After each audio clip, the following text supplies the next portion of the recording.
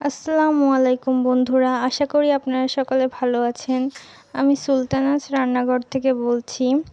আজকে আপনাদের জন্য নিয়ে এসেছি অসাধারণ মজাদার একটি রেসিপি, তা হলো তেলাকুচু পাতা ভর্তা, তেলাকুচু শাক ভর্তা। এই ভর্তার উপকারিতা সম্পর্কে হয়তো অনেকেই জানেন, আবার অনেকেই জানেন না। এই ভর্তার উপকারিতা অনেক, এর মধ্যে যারা ডায়াবেটিসের রোগী আছেন তারা অবশ্যই এই ভর্তাটি টেস্ট করে দেখবেন, কারণ এটি খুব ভালোভাবে ডায়াবেটিস নিয়ন্ত্রণে রাখে। আবার যাদের চুলকানি আছে তারাও এই ভর্তাটি টেস্ট করে দেখতে পারেন, কারণ এটি চুলকানি রোধ করে।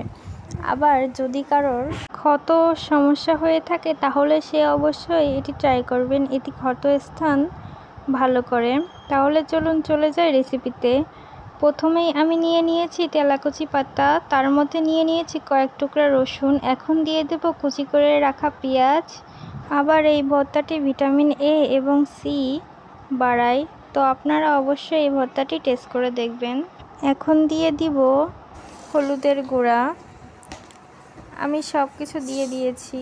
এখন এর মধ্যে দিয়ে দেব অল্প কিছু পরিমাণ পানি দিয়ে এটাকে সিদ্ধ করে নিতে হবে। দেখুন এখন আমি এটাকে সিদ্ধ করে নিব। সিদ্ধ করে নেওয়ার পর এটাকে চুলায় দিয়ে ভাজি করে নিতে হবে। এই ভাজিটা আপনারা তেলে করবেন। অতঃপর আমি কিছু পরিমাণে মাছ নিয়ে নিয়েছি, চিংড়ি মাছ।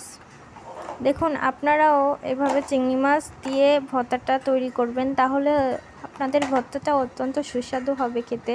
চিংড়ি মাছ তো সবারই পছন্দ, তার উপর এত উপকারী একটা শাক।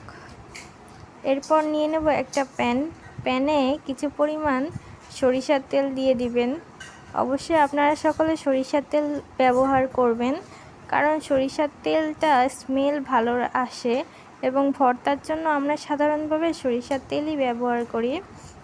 সরিষার তেল ব্যবহার করলে আমাদের শরীরে অনেক ভিটামিন পাওয়া যায়। দেখুন আমি এখন এই সরিষার তেলের মধ্যে ওই চিংড়ি মাছগুলো দিয়ে ভালোভাবে ভেজে নিব। আমি সবগুলো চিংড়ি মাছ দিয়ে দিয়েছি।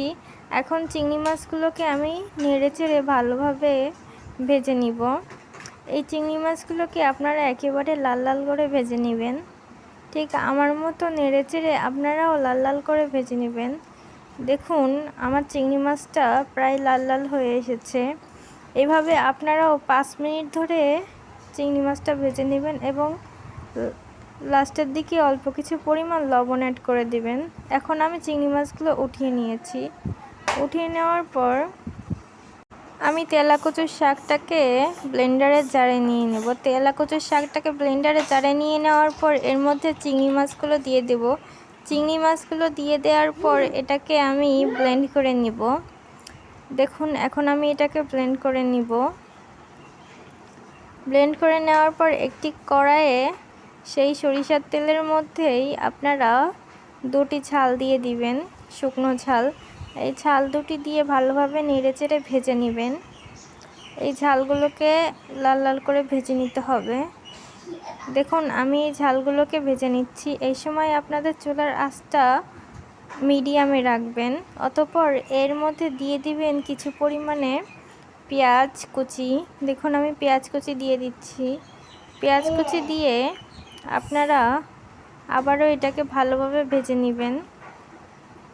আরও দিয়ে দিলাম কিছু রসুন কুচি। রসুন কুচি দেওয়ার পর সবগুলো উপকরণকে ভালোভাবে নাড়িয়ে চাড়িয়ে ভেজে নিচ্ছি।